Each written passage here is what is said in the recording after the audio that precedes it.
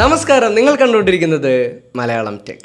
Sony അവരുടെ ഏറ്റവും പുതിയ ഗെയിമിംഗ് കൺസോളായ PlayStation 5 അവതരിപ്പിച്ച് കഴിഞ്ഞു. ഞാൻ വളരെയധികം എക്സൈറ്റഡ് ആയിരുന്നു. ഉറങ്ങാൻ കിടന്ന ഞാനാണ് എഴുന്നേറ്റ് കുത്തിയിരുന്ന് ലൈവ് സ്ട്രീം കണ്ടത്. എനിക്ക് വല്ലാണ്ട് ഇഷ്ടപ്പെട്ടു എന്ന് പറയാം. അതിൻ്റെ ഡിസൈൻ കണ്ണ് തള്ളിപ്പോയി. അമ്മാതിരി ഒരു ഡിസൈൻ ലാംഗ്വേജ് ആണ് സോണി ഇതിൽ കൊണ്ടുവന്നിരിക്കുന്നത്. അപ്പോൾ ഇന്നത്തെ വീഡിയോയിൽ നമ്മൾ കാണാൻ പോകുന്നത് സോണി PlayStation 5ൻ്റെ വിശേഷങ്ങളാണ്.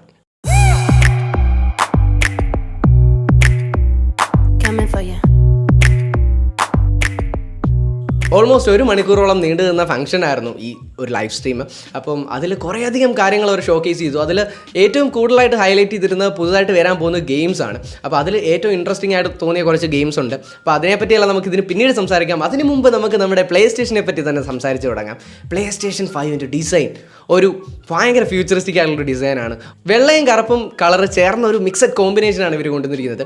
ധാരാളം ട്രോളുകളും കാര്യങ്ങളൊക്കെ വന്നു. റൗട്ടർ പോലെയാണ് ഇരിക്കുന്നത്. അതെല്ലാം എൻജോയ് ചെയ്തെങ്കിൽ പോലും ഇതിൻ്റെ ഒരു ഫ്യൂച്ചറിസ്റ്റിക് ഡിസൈൻ നമ്മൾ ശരിക്കും അംഗീകരിക്കേണ്ട കാര്യം തന്നെയാണ്. PlayStation 5ൻ്റെ ഡ്യുവൽ സെൻസ് എന്ന് പറഞ്ഞ കൺട്രോളർ നേരത്തെ സോണി പുറത്ത് വിട്ടിട്ടുണ്ടായിരുന്നു. അപ്പോൾ കുറേയധികം പേര് അതിന് റിയാക്ട് ചെയ്തിട്ടുണ്ടായിരുന്നു. ഇത് എക്സ്ബോക്സിൻ്റെ കൺട്രോളർ പോലെയാണ് ഇരിക്കുന്നത് എന്നൊക്കെ. പക്ഷേ എനിക്ക് അതിൻ്റെ കൺട്രോളർ ഒരുപാട് ഇഷ്ടപ്പെട്ടിരുന്നു. അപ്പോൾ അതിൻ്റെ ആ ഒരു വൈറ്റ് കളറും ബ്ലാക്ക് കളറും ചേർന്നൊരു കോമ്പിനേഷൻ, അതേ സെയിം എസ്തെറ്റിക്സ് തന്നെ അവർ ഈ PlayStationൻ്റെ യൂണിറ്റിലും കൊണ്ടുവന്നിട്ടുണ്ട്. ഇവയെല്ലാം തമ്മിൽ ഒരു ഒന്നൊന്നര സിങ്കാണ്. കണ്ടു കഴിഞ്ഞാൽ നമ്മൾ അതിലേക്ക് മയങ്ങി വീടുന്ന ടൈപ്പ് ഓഫ് ഡിസൈനാണ്. സത്യം പറഞ്ഞാൽ ഞാൻ സൂപ്പർ എക്സൈറ്റഡ് ആയിരുന്നു. ഇതെങ്ങനെയാണ് ഇതിൻ്റെ ലുക്ക് വരാൻ പോകുന്നതെന്ന്. ഇതിന് മുമ്പ് തന്നെ ഡെവലപ്പർ കിറ്റ് എന്ന് പറഞ്ഞ ഒരു വൃത്തികെട്ട സാധനം, പഴയ ഒരു VCR പോലെ ഇരിക്കുന്ന ഒരു മോഡലിൻ്റെ പടം പുറത്ത് വന്നിട്ടുണ്ടായിരുന്നു. ഞാൻ ഓർത്ത്, ദൈവമേ, ഇങ്ങനെയാണോ സാധനം വരാൻ പോകുന്നത്. ആൻഡ് Xbox One Xൻ്റെ ഇമേജ് വന്നു കഴിഞ്ഞപ്പോഴത്തേക്ക് അതൊരു റെക്ടാങ്കുലർ ബോക്സ് പോലെയാണ് ഇരുന്നത്. അപ്പോൾ ഞാൻ വിചാരിച്ചു ഇതുമായിട്ട് എങ്ങനെയാണ് ഈ PlayStationൻ്റെ ഈ കൂതറ ഡിസൈൻ പിടിച്ച് നിൽക്കുന്നത്. പക്ഷേ ഇപ്പോഴാണ് ആശ്വാസമായത്. ലൈവ് സ്ട്രീം കണ്ടു കഴിഞ്ഞപ്പോഴാണ് ശ്വാസം നേരെ വീണത്. എന്തായാലും എനിക്ക് വല്ലാണ്ട് ഇഷ്ടപ്പെട്ടു. നിങ്ങളുടെ ഒപ്പീനിയൻ എനിക്കറിയില്ല. എന്തായാലും താഴെ കമൻറ്റ് ചെയ്ത് അറിയിക്കുക നിങ്ങൾക്ക് PlayStation 5ൻ്റെ ഡിസൈൻ ഇഷ്ടപ്പെട്ടോ ഇല്ലയോ എന്നുള്ള കാര്യം.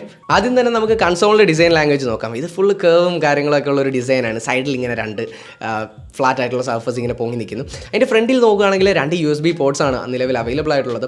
ഒരു USB-A പോർട്ടും ഉണ്ട്, ഒരു USB Type-C പോർട്ടും ഉണ്ട്. ആൻഡ് ഇത് നോക്കുകയാണെങ്കിൽ ഇതിൻ്റെ ഇടയ്ക്കൂടെ നിങ്ങൾക്ക് ഒരു LED കാണാം. ഒരു ബ്ലൂ LED ലൈറ്റ് ഇതിൽ ആഡ് ചെയ്തിട്ടുണ്ട്. അപ്പോൾ അതൊരു നൈസ് ഫീലാണ് ഈ പ്രൊഡക്റ്റിന് നൽകുന്നത്. പിന്നെ ബ്ലൂറേ ഡിസ്ക് റീഡറുള്ള കൺസോളിൻ്റെ ഡിസൈനേക്കാളും എനിക്ക് ഇഷ്ടപ്പെട്ടത് ഡിജിറ്റൽ വെർഷനാണ്. അതാണ് കുറച്ചുകൂടിയും സ്ലീക്ക് ആയിട്ട് എനിക്ക് തോന്നിയത്.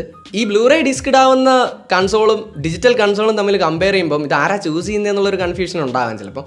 എൻ്റെ ഒപ്പീനിയനിൽ കുറേ അധികം പേര് ഈ ഗെയിംസിൻ്റെയൊക്കെ ഹാർഡ് കോപ്പീസ് കളക്ട് ചെയ്യുന്ന ആളാണ്. അവരൊരു കളക്റ്റിബിൾസ് പോലെ അവരുടെ ഗെയിം ഡിസ്കുകളെല്ലാം കളക്ട് ചെയ്ത് ഷെൽഫിൽ സൂക്ഷിക്കാറുണ്ട്. അപ്പം എൻ്റെ കേസിൽ ഞാൻ കൂടുതലും ഡിജിറ്റൽ കോപ്പീസാണ് ഉപയോഗിക്കുന്നത്. പക്ഷേ സ്റ്റിൽ എനിക്ക് ഹാർഡ് കോപ്പീസ് വാങ്ങാനും ഇഷ്ടമാണ്. അപ്പം ഡിജിറ്റൽ കോപ്പി ആകുമ്പോൾ ഇൻസ്റ്റൻ്റ് ആണ്. നമ്മൾ പർച്ചേസ് ചെയ്ത ഉടനെ നമുക്ക് ഡൗൺലോഡ് ചെയ്യാം. മറ്റേതാകുമ്പോൾ നമ്മൾ വെയിറ്റ് ചെയ്യണം, അല്ലെങ്കിൽ അടുത്തുള്ള സ്റ്റോറിൽ പോയിട്ട് മേടിക്കണം. അപ്പോൾ അതിൻ്റേതായുള്ള ബുദ്ധിമുട്ടുള്ളതുകൊണ്ടാണ് ഞാൻ ഡിജിറ്റൽ കോപ്പി പ്രിഫർ ചെയ്യുന്നത്. അതുമല്ല, ഡിജിറ്റൽ കോപ്പി പ്രിഫർ ചെയ്യുമ്പോഴത്തേക്കുള്ള ഗുണം എന്താണെന്ന് വെച്ച് കഴിഞ്ഞാൽ നമുക്ക് ഹാർഡ് ഡിസ്കിൽ ഇത് ഫുള്ള് സ്റ്റോർ ചെയ്ത് വെക്കാം. ഡിസ്ക് ആണെങ്കിൽ നമ്മൾ ഡിസ്ക് ഇൻസേർട്ട് ചെയ്യേണ്ടതായിട്ടുണ്ട്. അപ്പം ആ ഡിസ്ക് ഇടുമ്പോൾ മാത്രമേ നമുക്ക് ആ ഗെയിം കളിക്കാൻ പറ്റുള്ളൂ. അങ്ങനെ ഒരു ലിമിറ്റേഷൻ ഉണ്ട്. അപ്പോൾ പല ഗെയിംസ് നമ്മൾ സ്വിച്ച് ചെയ്യുമ്പം നിങ്ങൾ ആ ഡിസ്ക് ഊരി ഇടേണ്ടതായിട്ട് വരും. അപ്പോൾ അതുകൊണ്ടാണ് ഞാൻ ഡിജിറ്റലിന് കുറച്ചുകൂടിയും പ്രിഫറൻസ് കൊടുക്കുന്നത്. ബട്ട് സ്റ്റിൽ എനിക്ക് മറ്റേതും ഇഷ്ടമാണ്. അപ്പോൾ ഈ ബ്ലൂറേ ഡിസ്ക് ഉള്ള ഓപ്ഷനിൽ ബ്ലൂറേ ഡിസ്ക് ഇട്ട് മാത്രമല്ല കേട്ടോ, ഇതുപോലെ തന്നെ സ്റ്റോറേജ് ഇതിനും ഉണ്ട്. നമുക്ക് ഡിജിറ്റൽ കോപ്പീസും വാങ്ങാം. പക്ഷേ ഒരു അഡീഷണൽ ആയിട്ട് വീട്ടിലൊരു ബ്ലൂറേ പ്ലെയർ പോലെ നിങ്ങൾക്ക് യൂസ് ചെയ്യാം. സിനിമയൊക്കെ കാണുന്നുണ്ടെങ്കിൽ ബ്ലൂറേ ഡിസ്ക് ഒക്കെ മേടിച്ച് കഴിഞ്ഞാൽ നിങ്ങൾക്കൊരു ഫിലിം കാണാനായിട്ട് ഒരു പ്ലെയർ പോലെ, ഒരു മീഡിയ പ്ലെയർ പോലെ ഇത് ഉപയോഗിക്കാം. അപ്പോൾ നമുക്ക് ഈ PlayStation 5ൻ്റെ മേജർ ഹൈലൈറ്റ്സ് നോക്കാം. സോണി ഇതിൽ ഏറ്റവും കൂടുതൽ ഹൈലൈറ്റ് ചെയ്ത് പറഞ്ഞത് ബ്ലൂറേ ഡിസ്ക് പ്ലെയർ ഉണ്ട് എന്നുള്ളൊരു കാര്യമാണ്. ഇത് കൂടാതെ ഇതിൽ അൾട്രാ ഫാസ്റ്റ് SSD ആണ് യൂസ് ചെയ്തിരിക്കുന്നത്. അപ്പോൾ ഇത്രയും നാളും കണ്ടുവന്ന കൺസോൾ ജനറേഷനിൽ നിന്ന് വളരെയധികം ഒരു ലീപ്പായിരിക്കും ഇതിലുണ്ടാകാൻ പോകുന്നത്. കാരണം ഇതിൻ്റെ പെർഫോമൻസ് എന്ന് പറയുന്നത് ഭയങ്കര ഫാസ്റ്റ് ആയിരിക്കും. പിന്നെ സോണി ഹൈലൈറ്റ് ചെയ്ത മറ്റൊരു ഫീച്ചർ എന്ന് പറയുന്നത് റേ ട്രേസിംഗ് ആണ്. ഇതെന്താണെന്ന് നിങ്ങൾക്ക് ഒരു ഐഡിയ ഇല്ലെങ്കിൽ നമ്മുടെ റിഫ്ലക്ഷൻസ് ഒക്കെ കുറേ കൂടെ റിയലിസ്റ്റിക് ആക്കുന്ന ഒരു സംഭവമാണ്. അതായത് നമ്മൾ ഇത്രയും നാൾ കണ്ടുവന്ന ജനറേഷൻ കൺസോൾസിൽ നിന്ന് വളരെയധികം ഇമ്പ്രൂവ്മെൻ്റ് ആയിരിക്കും റിഫ്ലക്ഷൻസിൽ നമുക്ക് തോന്നിക്കാൻ. അല്ലെങ്കിൽ വെള്ളം ഒഴുകുന്ന ഒരു സെക്ഷനൊക്കെ ഉണ്ടല്ലോ, അങ്ങനത്തെ സംഭവങ്ങളൊക്കെ ഭയങ്കര റിയലിസ്റ്റിക് ആയിട്ട് നമുക്ക് തോന്നും. ഇതുകൂടാതെ സോണി മെൻഷൻ ചെയ്ത അടുത്ത ഫീച്ചറാണ് 3D ഓഡിയോ. ഇതിനെപ്പറ്റി ആക്യുറേറ്റ് ആയിട്ടുള്ളൊരു ഇൻഫർമേഷൻ ഇല്ല, എന്നാലും സറൗണ്ട് സൗണ്ടുമായിട്ട് ബന്ധപ്പെട്ട എന്തെങ്കിലും ടെക്നോളജി ആയിരിക്കും. ഓഡിയോ എവിടെ നിന്നാണ് വരുന്നത് നമുക്ക് കൃത്യമായിട്ടുള്ള ഒരു ഐഡിയ കിട്ടുന്ന രീതിയിലുള്ള ഒരു സംഭവമാണ് ഈ 3D ഓഡിയോ കൊണ്ട് സോണി ഉദ്ദേശിക്കുന്നത്. അപ്പം ഇതിൻ്റെ കൂടെ തന്നെ നമുക്ക് പർച്ചേസ് ചെയ്യാൻ പറ്റുന്ന സോണിയുടെ തന്നെ 3D ഹെഡ്ഫോൺസ് ഉണ്ട്. അപ്പോൾ ഇതിൽ എന്തെങ്കിലും റിലേറ്റഡ് ആയിട്ടുള്ള ടെക്നോളജീസ് അവർ ഇംപ്ലിമെൻറ്റ് ചെയ്തിട്ടുണ്ടായിരിക്കും എന്ന് പ്രതീക്ഷിക്കുന്നു. പിന്നെ എടുത്തു പറയേണ്ട ഒരു കാര്യം എന്ന് പറയുന്നത് ബാക്ക്വേർഡ് കോമ്പാറ്റിബിലിറ്റിയാണ്. അത് PlayStation 2 നിന്ന് 3 വന്നപ്പോഴും 3 നിന്ന് 4 വന്നപ്പോഴും എല്ലാം മിസ് ചെയ്തൊരു സംഭവമാണ്. ആ കൺസോൾസിൻ്റെ ഗെയിം ഫ്യൂച്ചർ ജനറേഷനിലുള്ളതിൽ കളിക്കാൻ പറ്റില്ല എന്നുള്ളത്. എന്നാൽ PlayStation 5 PlayStation 4 ഗെയിംസ് നമുക്ക് കളിക്കാം എന്നാണ് സോണി ഇപ്പോൾ പറഞ്ഞിരിക്കുന്നത്. എല്ലാ ഗെയിംസും കളിക്കാൻ പറ്റുമെന്നാണ് എൻ്റെ ഒരു പ്രതീക്ഷ. അങ്ങനെ ആയിരുന്നെങ്കിൽ PlayStationനുള്ള ആൾക്കാർക്കൊരു മെച്ചപ്പെട്ട അപ്ഗ്രേഡ് തന്നെയായിരിക്കും. കാരണം അവർക്ക് കയ്യിലുണ്ടായിരിക്കുന്ന ഗെയിംസ് ഒന്നും കൊടുക്കണ്ട, പകരം അതെല്ലാം ഈ PlayStationൽ അവർക്ക് വീണ്ടും കളിക്കാനായിട്ട് സാധിക്കും. ഞാൻ ഈ ഫീച്ചറാണ് ഏറ്റവും കൂടുതൽ എക്സൈറ്റഡ് ആയിട്ടുള്ളത്. അപ്പം എന്തായാലും PlayStation മേടിക്കാൻ ഉദ്ദേശമൊന്നുമില്ല കേട്ടോ, എന്നാലും ഞാൻ പറഞ്ഞതേ ഉള്ളൂ. ഇപ്പം ഫ്യൂച്ചറിൽ നമ്മൾ എപ്പോഴെങ്കിലും അപ്ഗ്രേഡ് ചെയ്യുകയാണെങ്കിൽ തന്നെ നമ്മുടെ കയ്യിലുള്ള ഹാർഡ് കോപ്പീസ് എല്ലാം നമുക്ക് വീണ്ടും അതിൽ തന്നെ ഉപയോഗിക്കുക എന്നുള്ളതാണ് ഒരു മേജർ ഹൈലൈറ്റ്. ഇനി നമുക്ക് ഡ്യുവൽ സെൻസ് കൺട്രോളറിനെ പറ്റി പറയാം. ഇതിൽ അഡാപ്റ്റീവ് ട്രിഗേഴ്സ് ആണ് ഇവർ യൂസ് ചെയ്തിരിക്കുന്നത്. നമ്മൾ കൊടുക്കുന്ന സെൻസിറ്റിവിറ്റി അനുസരിച്ചാണ് വർക്ക് ചെയ്യുന്നത്. അതായത് നമ്മളിപ്പോൾ ഒരു അമ്പ് ചെയ്യുന്ന സീനാണെന്നുണ്ടെങ്കിൽ നമ്മൾ അതിൽ പ്രസ് ചെയ്യുന്ന പ്രഷർ അനുസരിച്ചാണ് നമ്മൾ എത്രത്തോളം വലിച്ചാണ് ആ അമ്പ് എയിം ചെയ്യുന്നത്, അങ്ങനെയുള്ള സംഭവങ്ങളൊക്കെ കാൽക്കുലേറ്റ് ചെയ്യുന്നത്. അത് നേരത്തെ ഉള്ളതിൽ അപേക്ഷിച്ച് അങ്ങനെയല്ല. നമ്മൾ കീ പ്രസ് ചെയ്യുമ്പോഴത്തേക്ക് ആ പ്രസ് ചെയ്ത് വെക്കുന്ന ഡ്യൂറേഷൻ വെച്ചാണ് നമ്മൾ എത്ര നേരം ഇങ്ങനെ വലിക്കണം എന്നുള്ള കാര്യമൊക്കെ അവർ നോക്കുന്നത്.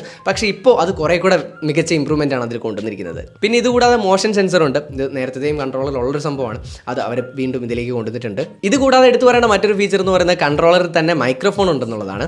ഇതിന് മുമ്പുള്ള ജനറേഷനിൽ നമ്മൾ മൈക്രോഫോൺ അല്ലെങ്കിൽ ഹെഡ്സെറ്റ് കണക്ട് ചെയ്തിട്ട് അതിൽ കൂടെയാണ് ഓഡിയോ ചാറ്റ് ചെയ്തുകൊണ്ടിരുന്നത്. പക്ഷേ ഇതിൽ ഇൻബിൽറ്റ് ആയിട്ടൊരു മൈക്ക് കൊണ്ടുവന്നിരിക്കുന്നു. അത് വളരെ മികച്ചൊരു കാര്യം തന്നെയാണ്. പിന്നെയുള്ളത് ഈ ഡ്യുവൽ സെൻസ് കൺട്രോളറിൻ്റെ ഡോക്കിംഗ് സ്റ്റേഷനാണ്. അതും വളരെ മിനിമലായിട്ട് വൈറ്റ് ആൻഡ് ബ്ലാക്കിൽ ഡിസൈൻ ചെയ്തേക്കുന്ന ഒരു സംഭവമാണ്. അപ്പോൾ 2 കൺട്രോളേഴ്സ് നിങ്ങൾക്ക് ഡോക്ക് ചെയ്ത് വെക്കാം. നല്ല ഒരു മിനിമൽ ഫീൽ തരുന്നൊരു സംഭവമാണത്. അടുത്തതായിട്ട് സോണി പൾസ് 3D ഹെഡ്സെറ്റിനെ പറ്റി പറയാം. ഇത് കണ്ടിട്ട് നല്ലൊരു ഉഗ്രൻ ഫീൽ തരുന്ന സംഭവമായിട്ടാണ് തോന്നുന്നത്. കാരണം സോണിയുടെ ഹെഡ്സെറ്റിനെ പറ്റിയൊക്കെ നമുക്കറിയാം, ഓൾറെഡി നല്ല ക്വാളിറ്റി തരുന്നൊരു സംഭവമാണ്. അപ്പോൾ ഇവരുടെ വയർലെസ് എന്ന് പറയുമ്പോൾ അതിന് ലേറ്റൻസി കുറവായിരിക്കും. ഇവരപ്പോൾ അത് എങ്ങനെയാണ് ഇംപ്ലിമെൻറ്റ് ചെയ്യാമെന്നൊന്നും അറിയില്ല. എന്തായാലും നമുക്കിത് ഉപയോഗിച്ച് നോക്കിക്കഴിഞ്ഞാൽ ഇതിനെപ്പറ്റിയൊക്കെ കൂടുതൽ ഐഡിയ നിങ്ങൾക്ക് തരാൻ പറ്റുള്ളൂ.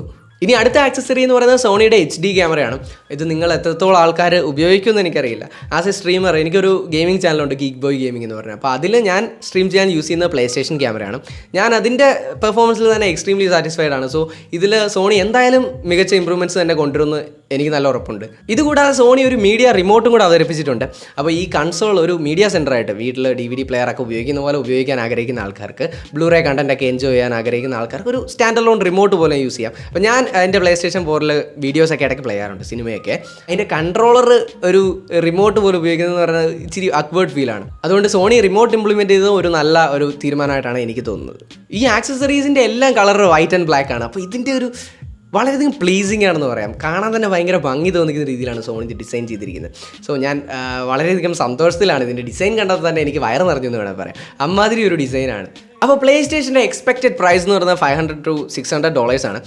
എനിക്ക് തോന്നുന്നു ഇന്ത്യയിൽ വന്നു കഴിയുമ്പോഴത്തേക്ക് ഒരു 60,000 70,000 റേഞ്ച് വരുമെന്നാണ് എൻ്റെ ഒരു പ്രതീക്ഷ. എന്തായാലും നമുക്ക് കണ്ടറിയാം. Xbox One X വെച്ച് കമ്പയർ ചെയ്യുമ്പോഴത്തേക്ക് സ്പെക്കിൽ കുറച്ചുകൂടെയും പിന്നിലാണ് PlayStation നിൽക്കുന്നത്. എന്നാൽ പോലും PlayStationനെ വ്യത്യസ്തമാക്കുന്ന കാര്യം എന്ന് പറയുന്നത് അതിൻ്റെ എക്സ്ക്ലൂസീവ് ഗെയിംസ് ആണ്. ഞാൻ വളരെയധികം എക്സൈറ്റഡ് ആയിട്ടിരിക്കുന്ന ഒരു ഗെയിമുണ്ട്, ഹൊറൈസൺ ഫോർബിഡൻ വെസ്റ്റ്. ഞാൻ ഇതിനു മുമ്പ് ഹൊറൈസൺ സീറോ ഡോൺ എന്ന് പറഞ്ഞ PlayStation എക്സ്ക്ലൂസീവ് കളിച്ചിട്ടുണ്ട്. കിടിലൻ സ്റ്റോറി, കിടിലൻ ഗെയിം പ്ലേ, എല്ലാം കൊണ്ടും മൈൻഡ് ബ്ലോയിങ് എക്സ്പീരിയൻസ് ആയിരുന്നു ആ ഗെയിം. അപ്പോൾ ഇതിൻ്റെ തന്നെ അടുത്ത സീക്വലാണ് വന്നിരിക്കുന്നത്. അതിനും ആൾക്കാർ ഒരുപാട് എക്സൈറ്റഡ് ആയിരിക്കുമെന്ന് എനിക്കറിയാം. ഇതുകൂടാതെ കുറേയധികം ഗെയിംസ് സോണി ഷോക്കേസ് ചെയ്തിരുന്നു. അതിൽ എനിക്ക് ഹൈലൈറ്റ്സ് ആയിട്ട് തോന്നിയ സ്പൈഡർമാൻ ഉണ്ട്, ഹിറ്റ്മാൻ ഉണ്ട്. പിന്നെ എക്സൈറ്റിംഗ് ആയിട്ട് തോന്നിയ വേറൊരു ഗെയിം, ഒരു ആസ്ട്രോനറ്റ് പോലത്തെ ഒരു ഗെയിം, എന്തോ ഒരു സ്പേസ് ഷിപ്പിൽ സ്പേസിലേക്ക് പോകുന്നതോ അങ്ങനെ എന്തോ ഒരു സംഭവം വരുന്നുണ്ട്. അതും ഇൻട്രസ്റ്റിംഗ് ഗെയിം ആയിരിക്കുന്നു പ്രതീക്ഷിക്കുന്നു. ഇതുകൂടാതെ ഒരു പൂച്ചയുടെ പെർസ്പെക്റ്റീവിൽ കളിക്കുന്ന ഒരു ഗെയിമും കൂടെ ശ്രദ്ധയിൽപ്പെട്ടു.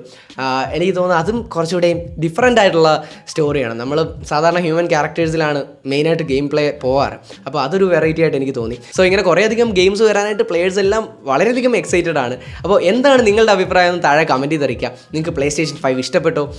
PlayStation നിങ്ങൾ വാങ്ങാൻ ആഗ്രഹിക്കുന്നുണ്ടോ? എൻ്റെ കാര്യത്തിൽ എനിക്ക് വാങ്ങണം എന്ന് ആഗ്രഹമുണ്ട്, പക്ഷേ ബഡ്ജറ്റ് ഒരു പ്രശ്നമായിരിക്കും എന്ന് എനിക്ക് ഉറപ്പാണ്. സോ അതിനെപ്പറ്റി ഞാൻ ഒന്നും പറയുന്നില്ല. എന്നോട് കുറേ പേര് ഓൾറെഡി അൺബോക്സിംഗ് ഉണ്ടാവുമോ എന്നൊക്കെ ചോദിച്ചു.